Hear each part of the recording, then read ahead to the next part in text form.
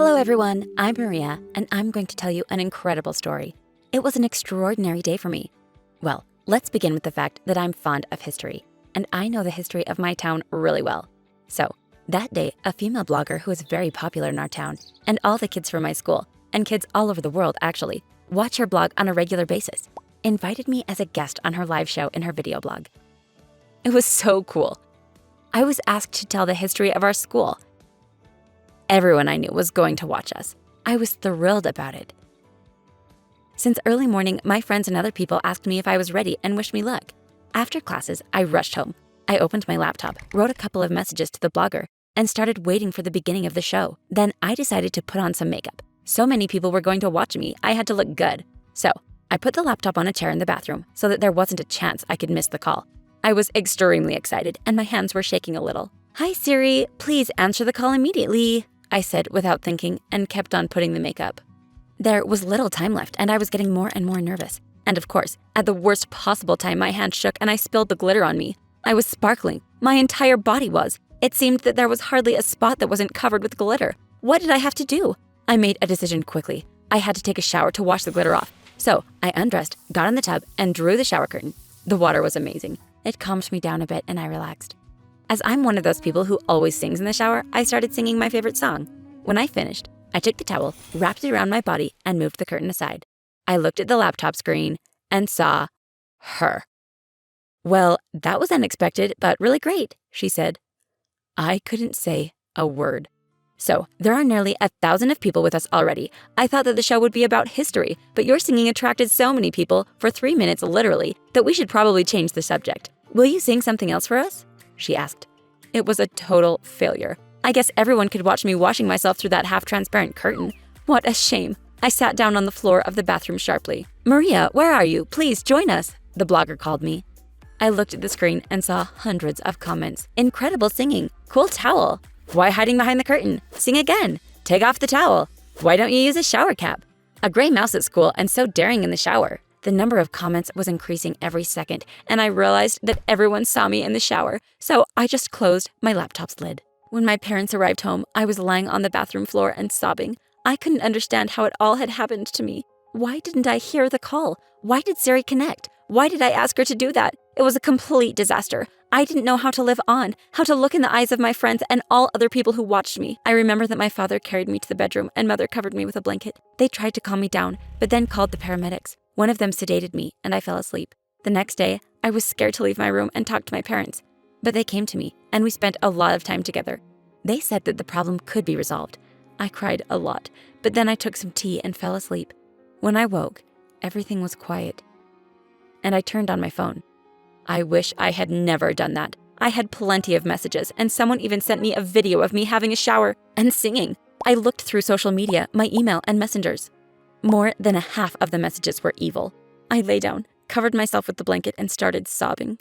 In the evening, a school psychologist came to visit me. She tried to help me to open up, but I couldn't talk to her.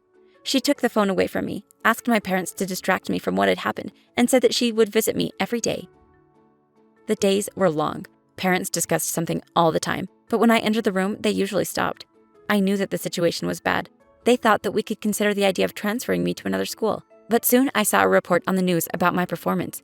As it turned out, the video had become so popular that over 1 million people watched it. I felt awful. I knew that I couldn't attend any school in the country without being mocked. The school psychologist came to visit me that evening. She was accompanied by a man. I couldn't understand why he wanted to see me, but he seemed happy about it. He said, "Pick up your things. You're going to participate in a casting for a very popular musical show. Your singing in the shower amazed me so much that I came here myself to convince you. It's been a long time since I heard such a pure, strong voice. As for the comments and discussions around you, don't worry. When you become a star, and I'm sure you will, people will forget about it."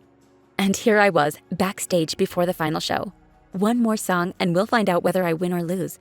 And I think that I have already won once. Or lost? What do you think? Provide your opinions in the comments, click the like button, and subscribe to our channel. My name is Mark. I'm Steven's brother, and Steven's a nurse. I was glad when the schools were quarantined, and I rejoiced even more when the whole city was closed.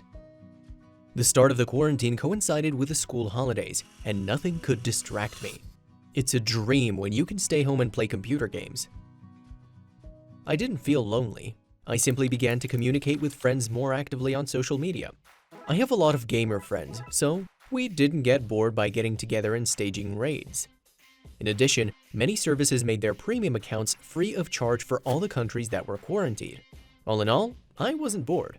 I pulled out my anti-hemorrhoid pillow that I bought last year as if I knew I would need it. The fridge was full of food and all sorts of delicious stuff I'd bought on promotion before the quarantine. All right, I was fully prepared to sit through the entire quarantine. Once I got into my favorite gaming chair, I realized that I forgot to pay for my favorite game account, and it would expire in a couple of days. I checked my electronic wallet and it was empty. Okay, I thought I have to refill it in cash via the terminal. The closest one was in the neighborhood area, and there was already a restriction on movement without a route sheet and documents in the city, as well as checkpoints checking the documents. It's better to pay today before the control has been strengthened, so I wore inconspicuous clothes, a medical mask, gloves. In other words, I did everything not to stand out from the crowd. When I walked out of the house, I headed towards my destination. I tried to avoid meeting the patrol because I didn't even have a route sheet. What would I write in it? It's a matter of life and death. I need to pay for my computer game account right now. Right? I was approaching the terminal by roundabout, and when I was just 1 block away, a patrol showed up ahead, which was moving towards me. I tried to act as natural as possible, but I knew the closer they got, the more nervous I felt. There was sweat on my forehead. If the patrol noticed that, they'd quarantine me in hospital immediately, and I would never see my favorite games. They were about to approach me as the last person on the patrol noticed something in the nearby bushes, and they pulled a couple of, probably lovers, out of there who decided to spend time together before the quarantine, and they had no masks. While the patrol was dealing with them, I slipped by quickly.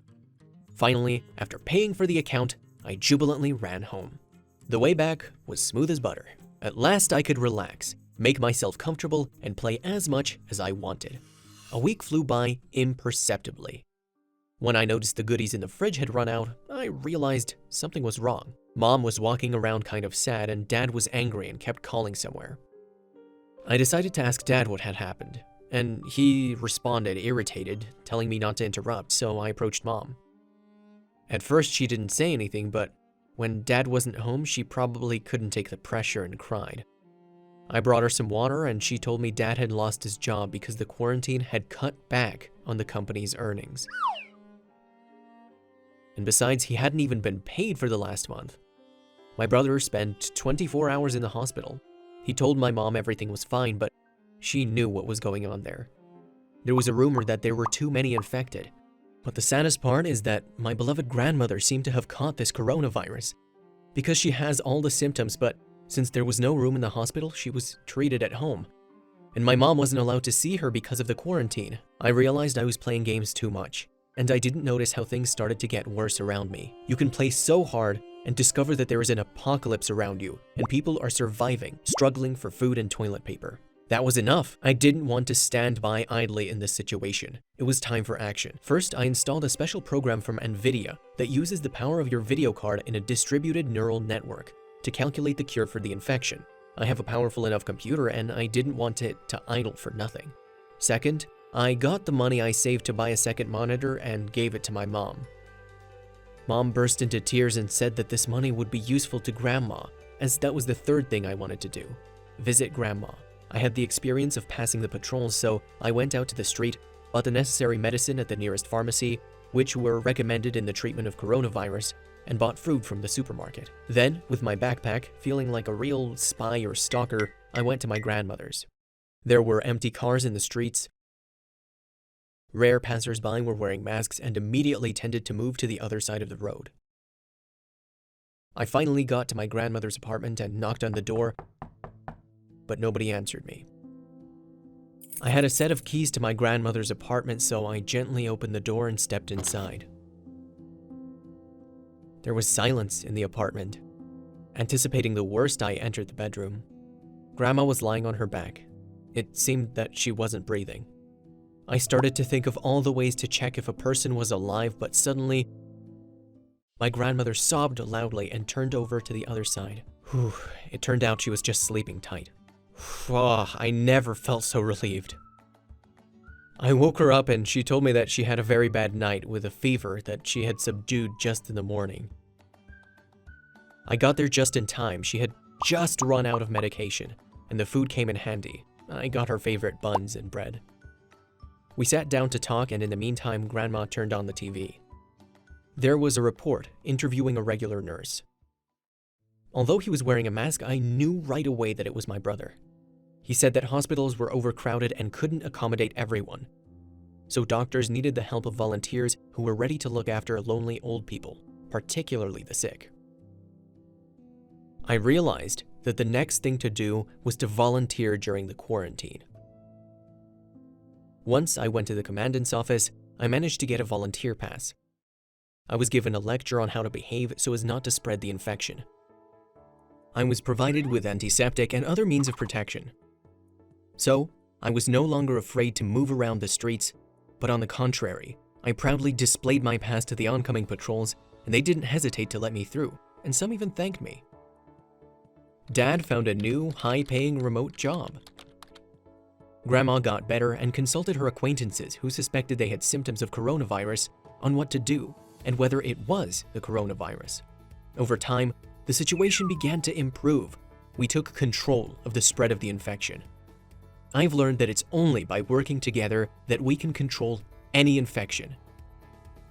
We need to not just sit back, but actively help others without violating the general quarantine rules. Take care of yourself and your loved ones. Don't get sick, and remember that only together will we be able to prevail. Click the like button and subscribe to the channel.